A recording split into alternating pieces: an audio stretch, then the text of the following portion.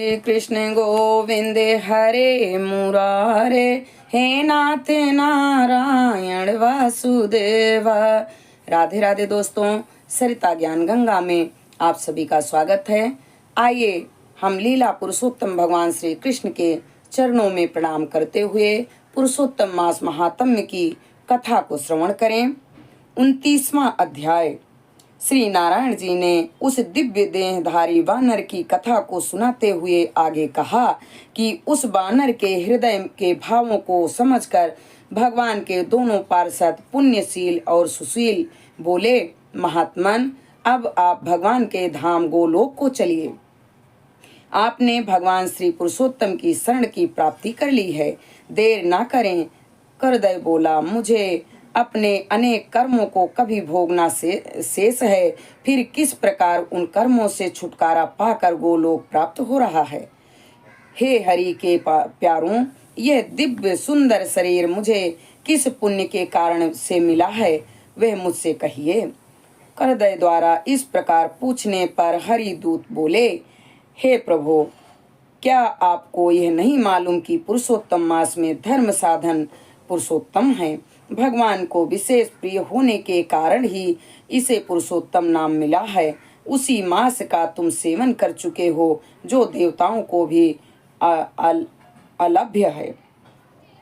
मुख में रोग होने के कारण फल आदि न खाकर तुम फेंक देते थे और स्वयं निराहार रहते थे। उन गिरे हुए फलों को अन्य प्राणी खाकर तृप्त होते थे। दुख के कारण तुम जल भी नहीं पी पाते थे। यह सब पुरुषोत्तम मास में अनजाने में दान एवं व्रत हो गया। आप इस परम पवित्र सरोवर में गिरकर 5 दिन डुबकी लगाते रहे। इस प्रकार रोग के कारण अनजाने में पुरुषोत्तम मास का स्नान भी हो गया।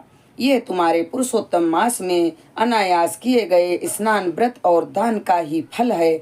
जो व्यक्ति पुरुषोत्तम मास में श्रद्धा पूर्वक स्नान, व्रत और दान करते हैं, उसके फल की प्रशंसा तो ब्रह्मा जी भी नहीं कर सकते।